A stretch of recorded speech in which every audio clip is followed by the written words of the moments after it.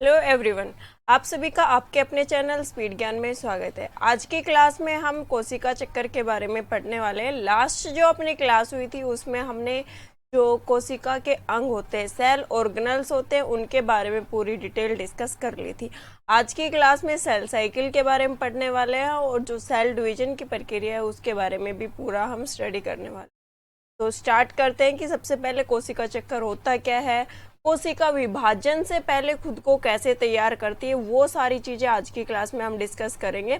उसके साथ ही जो असूत्री कोशिका विभाजन, जो एमाइटोसिस और माइटोसिस, समसूत्री और असूत्री कोशिका विभाजन है, उसके बारे में हम आज की क्लास में डिस्कस करेंगे। तो स्टार्ट करते हैं। सबसे पहले हमें पता होना चाहिए कि भाई जो अपने पास कोशिका चक्कर है, कोशिका चक्कर है, ये होता क्या है? तो कोशिका चक्कर है या सेल साइकिल है, ये क्या है? एक बायोलॉजिकल प्रोसेस, एक जैविक प्रक्रिया है जिसमें एक कोशिका विभाजित होकर, क्या एक कोशिका विभाजित होगी, एक सेल है वो डिवाइड करेगी खुद को और अपनी जैसी ही डॉटर सेल्स की फॉर्मेशन है वो करती है। सेल साइकिल एक बायोलॉजिकल प्रोसेस है जिसमें क्या हो रहा है, एक सेल है वो खुद को डिवाइड करती है, रेप्लिकेट करती है और अपनी जैसी ही नई कोशिकाओं का निर्माण करती है। तो उस साइकिल को हम क्या बोलेंगे? जिसमें सेल डिवाइड हो रही है, पूरी प्रोसेस चल रही है, उस साइकिल को हम क्या बोलते हैं? सेल साइकिल बोलते हैं, कोशिका चक्कर कहा जाता है। यही चीज आपको यहाँ पे बताई गई है कि कोशिका चक्कर है वो क्या है? एक जैविक प्रक्रिया है जिसके द्वारा कोशिकाएं विभाजित होकर खुद को द्विगुणित करती है, मतलब खुद को विभाजित करके अपने जैसी दो या दो से अधिक कोशिकाओं का क्या करती है? निर्माण करने का काम करती है। जो सेल है जब वो डिवाइड होगी तो दो कोशिकाओं का भी निर्माण करेगी, जैसे कि हम पढ़ेंगे समसूत्री कोशिका विभाजन। उसमें क्या होगा, जो हमारी कायिक कोशिकाएं हैं वो दो नई कोशिकाओं में विभाजित हो जाती हैं। और दूसरा हम पढ़ेंगे अर्धसूत्री कोशिका विभाजन। तो अर्धसूत्री कोशिका विभाजन में क्या होगा कि वहां पर कोशिका है वो चार नई कोशिकाएं बनाएंगी, डबल डिवीजन होगा और उसके बाद चार नई कोशिकाओं का निर्माण होता है। तो कोशिका है वो विभाजित होकर दो कोशिकाओं का निर्माण भी कर सकती है, दो से ज्यादा का भी निर्माण कर सकती है। जैसे कि असूत्री में पढ़ेंगे वहां पर एक का भी निर्माण कर सकती है, दो का भी कर सकती है और दो से बहुत ज्यादा भी। जैसे कि हम आगे रिप्रोडक्शन की प्रोसेस पढ़ेंगे तो वहां पर दो प्रकार की प्रक्रियाएं आएंगी फ्यूजन में, एसेक्सुअल रिप्रोडक्शन में। वहां पे क्या होगा कि भाई बाइनरी फ्यूजन आएगा, मल्टीपल फ्यूजन आएगा। बाइनरी फ्यूजन में क्या होगा, एक कोशिका है वो टूटकर दो में विभाजित हो रही है, एक जीव है वो टूट के दो में विभाजित हो रहा है, एक कोशिका जीवों में पाया जाता है। तो इस यही चीज यहाँ पे समझाई गई है कि सेल साइकिल में क्या हो रहा है कि भाई एक कोशिका है वो खुद को विभाजित करके क्या कर रही है, दो कोशिकाओं का या दो से अधिक कोशिकाओं का निर्माण करने का काम करती है। तो पूछ लिया जाए कि कोशिका चक्कर है क्या? एक बायोलॉजिकल प्रोसेस है जिसमें कोशिकाएं खुद को विभाजित करके नई कोशिकाओं का निर्माण करती है। फिर नेक्स्ट है अपने पास कि ये यहाँ पे पूरा का पूरा साइकिल दिखाया गया है कि कैसे कोशिका खुद को तैयार करती है। विभाजन करने से पहले कोशिका खुद की प्रिपरेशन करती है, तैयारी करती है। तो वो किस किस फेज में क्या क्या चीजें वो बनाने का काम करती है, ये सारी डिटेल हमें यहाँ पे पढ़नी है। तो अलग अलग फेज आते हैं, G1 phase, S phase, G2 phase और M फेज। अलग अलग फेज है। G1 फेज में कोशिका अपने कोशिका अंगों का क्या करेगी, नए कोशिका अंगों का निर्माण करेगी। उसके पास तो रहने ही रहने, ये नहीं कि वो पूरी तरह टूट जाती है, विभाजन करती है, पूरी तरह से नहीं टूटती है कोशिका। वो पुरानी वाली कोशिका तो रहेगी ही रहेगी, अपने पास जो चीजें हैं उनको डबल करके, रेप्लिकेट करके नई जो कोशिकाएं बनाएगी उनमें वो पास कर देती है। समसूत्री और अर्धसूत्री कोशिका विभाजन पढ़ेंगे, वहां पे ये चीज अच्छे से समझ आएगी आपको। तो जो G1 फेज है उसमें क्या करेगी, कोशिका अंगों का निर्माण करने का काम करती है। अपने जैसे अब उसके पास जो कोशिका अंग है वैसे ही सेम कोशिका अंगों का रेप्लिकेट करके, ताकि आगे जो नई कोशिकाएं बनाए उनके पास वो चीजें ट्रांसफर वो कर सके। सेकेंड फेज है एस फेज। एस फेज को क्या बोला जाता है, सिंथेसिस फेज कहा जाता है। और इस फेज के अंदर क्या करेगा, जो कोशिका है, सेल है, वो क्या करेगी, अपने डीएनए का निर्माण करेगी, डीएनए का रेप्लिकेशन करेगी। केंद्रक में डीएनए पाया जाता है, ये हम पढ़ चुके हैं कोशिका अंगों में। तो केंद्रक में जो डीएनए उपस्थित है उसमें जो उसका रेप्लिकेशन होगा, क्योंकि उसको अपने पास भी डीएनए रखना है और जो नेक्स्ट जो डॉटर सेल्स वो बनाएगी अपने जैसी और नई कोशिकाएं बनाएंगी, उसके पास भी उसको क्या भेजना है, जो डीएनए है वो भेजना है। तो जो जेनेटिक मटेरियल डीएनए होता है, डीऑक्सीराइबोन्यूक्लिक एसिड, उसको नेक्स्ट जनरेशन में पास करेगी, नेक्स्ट जो उसकी कोशिकाएं बनेंगी उनमें पास करेगी। तो वो कहाँ पे प्रिपरेशन होती है, वो रेप्लिकेशन कौन से फेज में होता है, एस फेज में होता है। और लास्ट जो स्टेज रहेगी वो रहेगी G2। G2 फेज में कुछ प्रोटीन सिंथेसिस, क्लोरोप्लास्ट, इन सब का क्या होता है, निर्माण होता है। और जब M फेज आता है तो इसके अंदर डिवीजन प्रक्रिया वो शुरू हो जाती है। ये जो 3 फेज है इनको क्या कहा जाता है, इंटरफेज। अब यहाँ से क्वेश्चन क्या बन सकता है, कोशिका अंगों का निर्माण कौन से फेज में होगा, G1 में होगा। डीएनए का निर्माण कहाँ होगा, S फेज में होगा। कौन सा फेज होगा जिसके अंदर विभाजन प्रक्रिया नहीं होती, कोशिका के कौन से स्तर में विभाजन प्रक्रिया नहीं होती, एक बोल देगा इंटरफेज, और बाकी जो आगे हम पढ़ेंगे मेटाफेज, एनाफेज, टीलोफेज, वो एग्जाम्पल दे देगा। तो मेटाफेज, एनाफेज, टीलोफेज आगे डिटेल पढ़ाऊंगी उनकी, वहां पर हमेशा विभाजन होगा। वो किसके, माइटोसिस, मियोसिस, उसमें आएंगे, उनमें विभाजन होगा। लेकिन जो इंटरफेज होता है उसके अंदर किसी प्रकार का कोई विभाजन नहीं होता है, उसमें कोशिका सिर्फ खुद को क्या कर रही है, तैयार कर रही है, किसके लिए, विभाजन करने के लिए। विभाजन प्रक्रिया पूरी करने के लिए कोशिका खुद को प्रिपेयर करती है, कौन से फेज में, इंटरफेज में। इंटरफेज के अंदर भी 3 फेज है, G1, S और G2।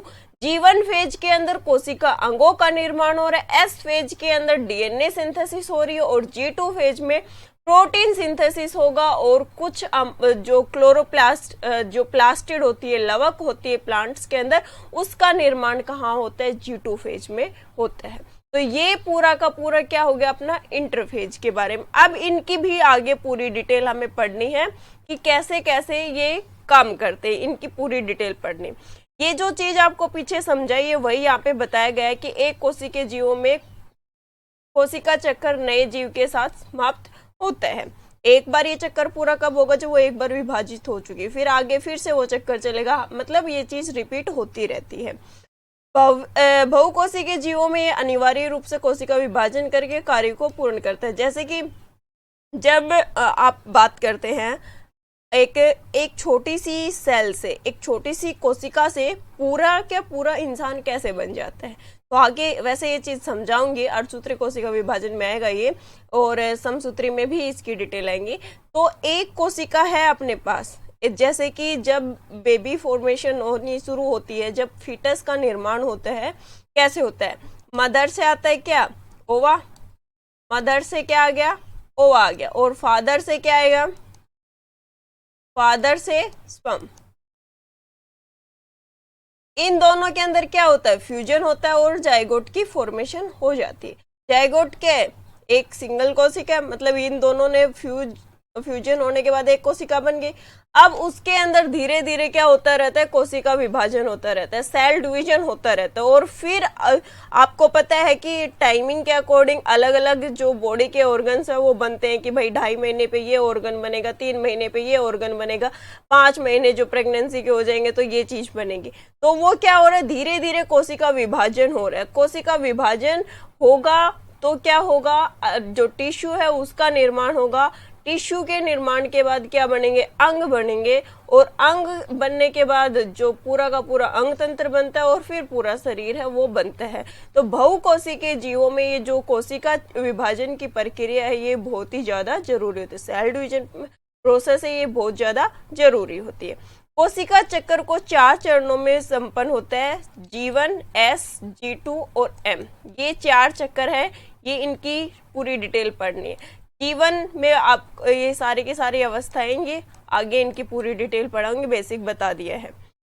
सबसे पहले हमें देखना है जीवन अवस्था। जीवन अवस्था को क्या बोला जाता है, अंतराल अवस्था बोला जाता है या गैप फेज बोला जाता है, गैप फेज फर्स्ट ये इसको बोला जाता है। इसमें क्या होगा, कोशिका की वृद्धि है वो तीव्र गति से होगी और इसके अंदर जो नई डॉटर सेल्स बननी है उसके लिए क्या होगा, इसके अंदर जो कोशिका अंगों का निर्माण होना शुरू हो जाता है और इसके साथ ही यहाँ पर कुछ आरएनए, कुछ प्रोटीन का क्या होगा, संश्लेषण होगा और डीएनए संश्लेषण के लिए जो एंजाइम बनने हैं, जो एंजाइम काम करेंगे एस फेज में जाके, जो सिंथेसिस फेज होगा उसमें जाके डीएनए का निर्माण करेंगे।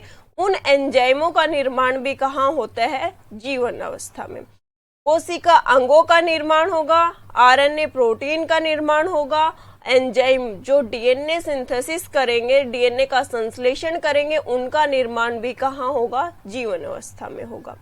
नेक्स्ट है अपने पास एस अवस्था, सिंथेटिक फेज भी इसको कहा जाता है। क्या हो रहा है इसमें, डीएनए अणुओं का संश्लेषण होता है। केंद्रक में जो डीएनए है वो डबल हो जाएगा, रेप्लिकेशन हो जाएगा और वो जो मतलब जितना उसके पास रखना उतना तो रहेगा, फिर नेक्स्ट जो डॉटर सेल्स बन रही है उनके पास भेजने के लिए वो क्या कर रहा है, रेप्लिकेट कर रहा है। तो पूछ ले कि डीएनए है उसका आयतन कौन से फेज में दुगना हो जाता है, कौन सी कोशिका चक्र की अवस्था में दुगना हो जाता है, तो एस अवस्था, एस अवस्था है उसके अंदर सिंथेटिक फेज है, उसके अंदर क्या होता है, डीएनए के अणुओं का संश्लेषण होता है। इस अवस्था में प्रत्येक क्रोमेटिन तंतु दो प्रतियां बन जाती है। जो क्रोमेटिन, जो गुणसूत्र होते हैं अपने, उनके जो मतलब ये पूरा अपना क्रोमोजोम होता है, ये पूरा का पूरा है, तो इनकी दो प्रतियां हैं वो बन जाती है, ठीक है। और इस जो ईच से ये क्या हो जाएगा, अलग हो जाएगी, ये दो अलग हो जाएंगी और ये दो अलग हो जाएंगी और उसको हम क्या बोलते हैं, अर्ध गुणसूत्र उसको हम बोलते हैं। क्या बोलेंगे, अर्ध गुणसूत्र उसको हम बोलेंगे, ठीक है। ये हो गया अपना एस अवस्था के बारे में। नेक्स्ट है अपना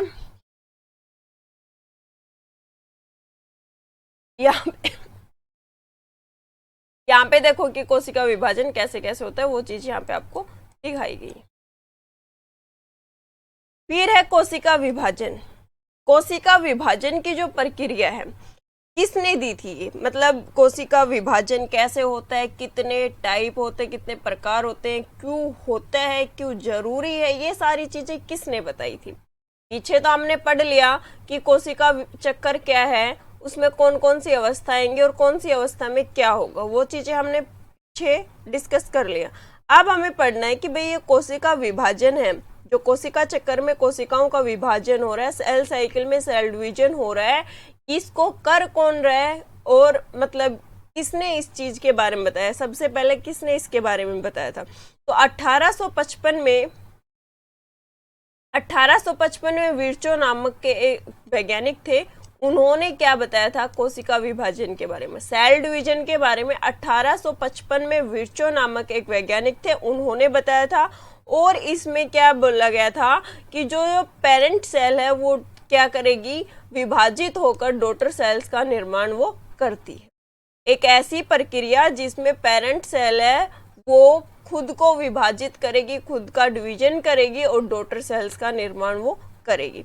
अब जो कोशिका विभाजन है वो कितने प्रकार का होता है, कोशिका विभाजन है वो कितने प्रकार का होता है वो चीज बतानी है। तो 3 प्रकार का होता है, असूत्री कोशिका विभाजन, समसूत्री और अर्धसूत्री।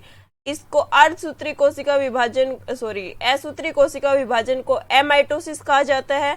समसूत्री कोशिका विभाजन को क्या कहेंगे, माइटोसिस कहेंगे और अर्धसूत्री कोशिका विभाजन को क्या बोलेंगे, मियोसिस बोलेंगे। असूत्री कोशिका विभाजन एमाइटोसिस, समसूत्री कोशिका विभाजन माइटोसिस एंड अर्धसूत्री कोशिका विभाजन को हम क्या बोलेंगे, मियोसिस बोलेंगे। कोशिका विभाजन के बारे में सबसे पहले बताया किसने था, 1855 में विर्चो नामक वैज्ञानिक थे, उन्होंने बताया था कि जो पहले से एक कोशिका एग्जिस्ट कर रही है, मतलब एक बेबी बनता है तो जो माँ और बाप मतलब मदर और फादर होते हैं, उन दोनों से एक एक कोशिका गई, मतलब पहले से जो कोशिका थी उसी में क्या हो रहा है, विभाजन हो रहा है। पहले से जो कोशिका थी, पहले से जो एग्जिस्ट कर रही थी, उसी में क्या हो रहा है, विभाजन हो रहा है और फिर एक नए जीव का निर्माण होता है। उसमें विभाजन की प्रक्रिया के द्वारा नए जीव का निर्माण हो जाता है। तो जो कोशिका विभाजन है इसमें क्या करें, पेरेंट सेल से डॉटर सेल्स बन रही है। 3 प्रकार का होता है, एमाइटोसिस, माइटोसिस एंड मियोसिस। 3 प्रकार की प्रोसेस होती है। अब इन तीनों की डिटेल हमें पढ़नी है। तो सबसे पहले अपने पास असूत्री कोशिका विभाजन, जो एमाइटोसिस कोशिका विभाजन है वो बताना। ये एमाइटोसिस कोशिका विभाजन जो एक कोशिकीय जीव होते हैं, जो यूनिसेलुलर ऑर्गेनिज्म है, जिनमें एक ही सेल सारे काम करने का कार्य करती है। मतलब सारे के सारे काम, चाहे वो डाइजेशन का हो, चाहे वो रेस्पिरेशन का हो, चाहे वो रिप्रोडक्शन का हो, सारे काम क्या करिए एक सिंगल कोशिका है वही करते हैं, एक सिंगल सेल है वही कंप्लीट करती है। तो जो असूत्री कोशिका विभाजन है किसमें पाया जाएगा, जो एक कोशिकीय जीव होते हैं, यूनिसेलुलर ऑर्गेनिजम्स होते हैं, उनके अंदर पाया जाता है।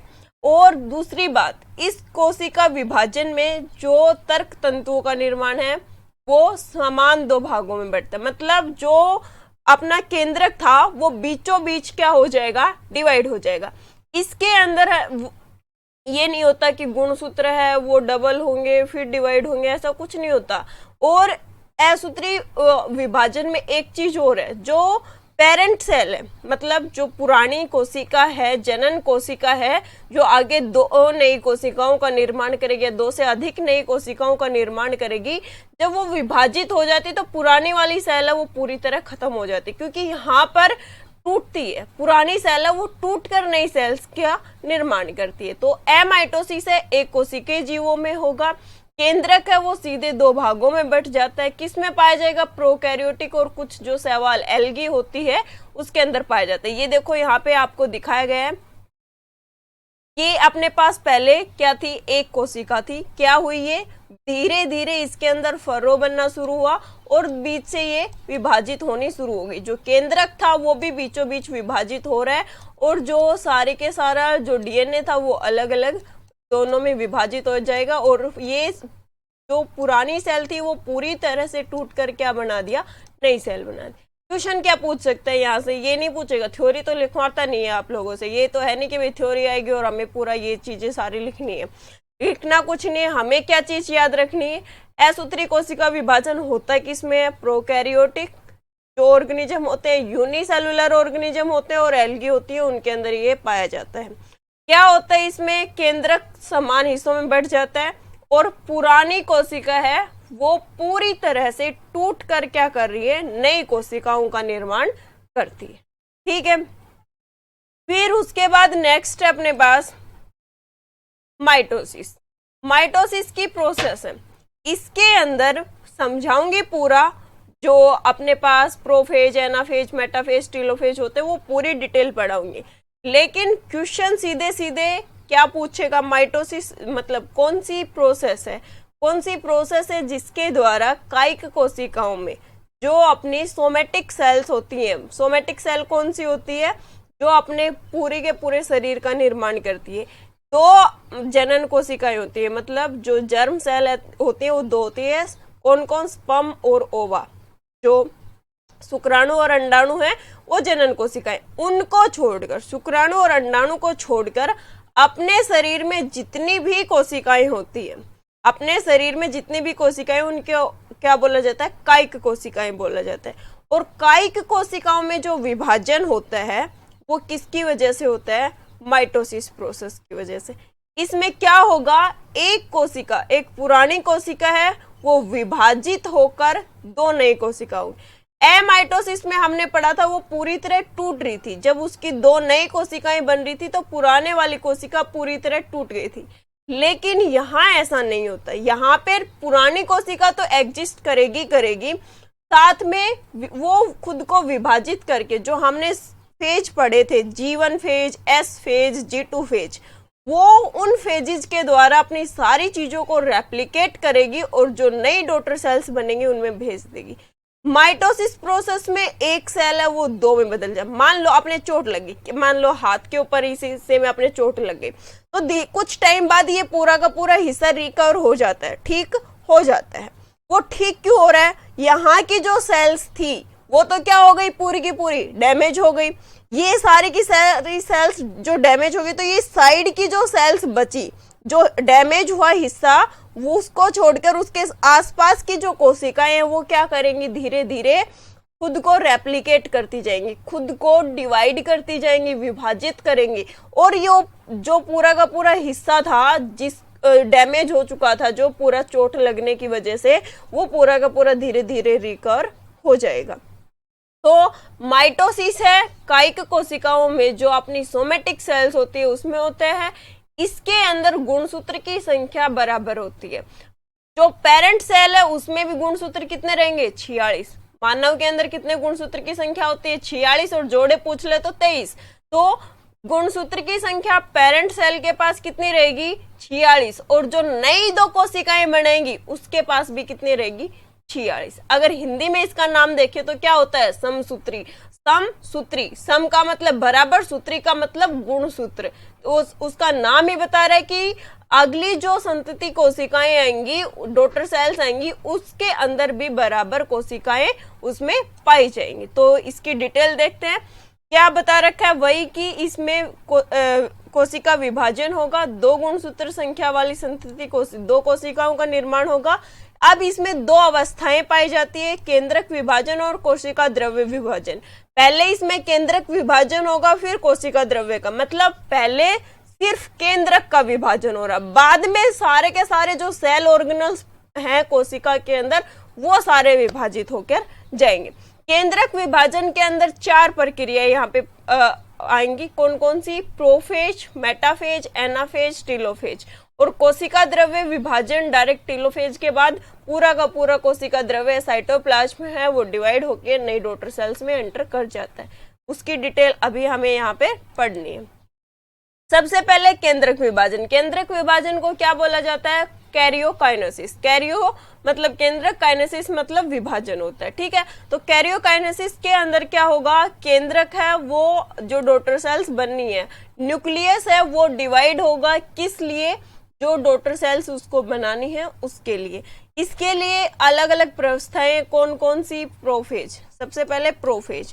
प्रोफेज में क्या होगा, जो अपने गुणसूत्र हैं वो इकट्ठे होते हैं। देखो आगे आपको दिखाया गया है इसका एमिशन, ये देखो, ये अपने पास गुणसूत्र पड़े हुए हैं, ठीक है, और ये धीरे धीरे क्या होते जा रहे हैं, कंडेंस होते जा रहे हैं।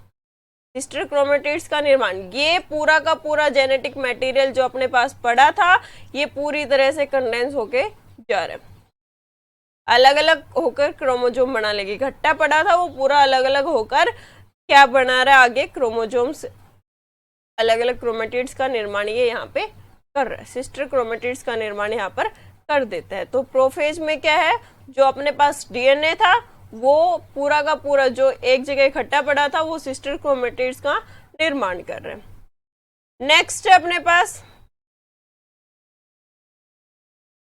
मेटाफेज।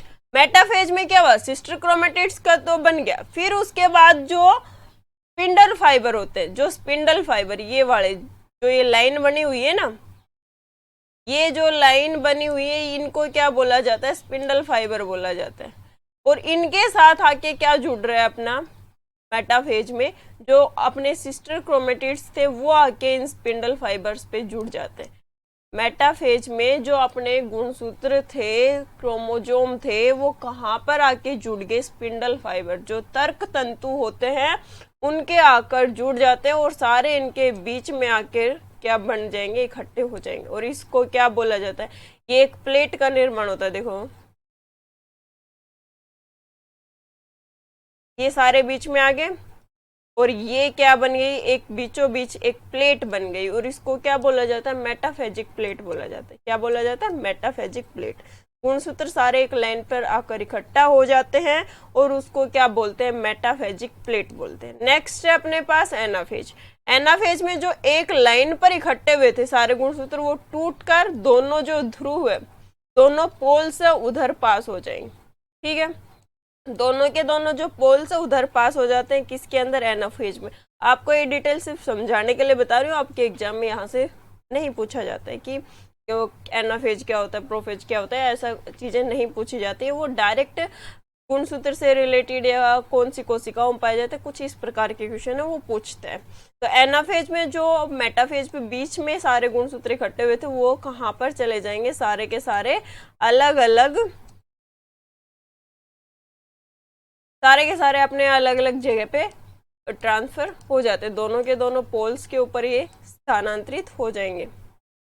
नेक्स्ट है टेलोफेज। टेलोफेज में क्या होगा, बीचों बीच ये स्पिंडल फाइबर टूट जाएंगे और दो एक फर्रों का निर्माण यहाँ पर हो जाएगा। देखो ये देखिए, दोनों के दोनों केंद्रक क्या हो गए, अलग हो गए। दोनों के दोनों केंद्रक है वो यहाँ पर अलग हो जाते हैं। और फिर क्या होगा, फिर आगे जो ये यहाँ तक क्या हुआ, केंद्रक का विभाजन हो गया, कैरियोकाइनेसिस की प्रोसेस थी वो पूरी कंप्लीट हो गई। यहाँ पे जो केंद्रक विभाजन था पूरा हो गया, दोनों का केंद्रक बन गया। अब फिर उसके बाद क्या होगा, जो अपने पास कोशिका द्रव्य विभाजन है, कोशिका साइटोकाइनेसिस कहा जाता है। इसमें क्या होगा, पूरी की पूरी सेल है वो बीचों बीच विभाजित हो जाएगी। पूरी की पूरी सेल है वो क्या होगी, बीचों बीच विभाजित हो जाएगी। दो नई सेल बन गई और पूरा साइटोप्लाज्म है वो भी क्या हो गया, यहाँ पर विभाजित हो जाता है। तो कैरियोकाइनेसिस में कोशिका द्रव्य है वो विभाजित हो जाता है।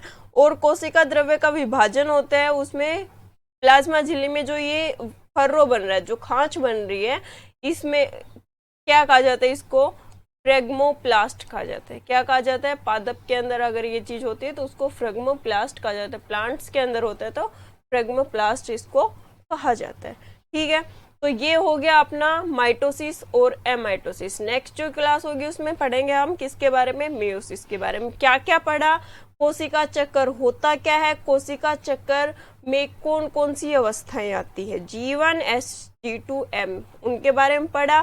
फिर उसके बाद कोशिका विभाजन किसने दिया, कोशिका विभाजन कितने प्रकार का होता है, माइटोसिस, एमाइटोसिस, मियोसिस।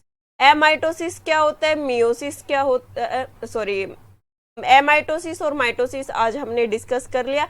एमाइटोसिस एक कोशिकीय जीव यूनिसेलुलर ऑर्गेनिजम्स में पाएगा।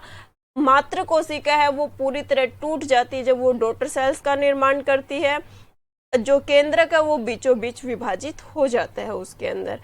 जो अपने पास समसूत्री कोशिका विभाजन है, माइटोसिस है, उसमें क्या हो रहा है, एक सेल दो नई कोशिकाओं का विभाजन करेगी। कायिक कोशिकाओं में पाया जाता है बराबर मात्र कोशिका, पेरेंट सेल के बराबर डॉटर सेल में गुणसूत्र हैं वो पास होते हैं।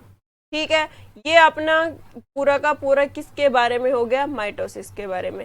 नेक्स्ट जो क्लास होगी उसमें मियोसिस के बारे में, जो अर्धसूत्री कोशिका विभाजन होता है उसकी डिटेल पढ़ेंगे। वो थोड़ा लंबा है, समझने में थोड़ा टाइम लगेगा, तो वो नेक्स्ट क्लास में हम डिस्कस करेंगे। आज की क्लास में इतना ही। अगर वीडियो कुछ समझ में आई, कुछ इंफॉर्मेटिव लगी आपको, तो प्लीज़ लाइक कर देना, शेयर कर देना। और जो चैनल पे न्यू है वो चैनल को सब्सक्राइब कर लीजिए, बेल आइकन प्रेस कर लीजिए, ताकि आपको आगे जो भी वीडियो अपलोड हो उसका नोटिफिकेशन मिलता रहे। Thank you so much, have a nice day.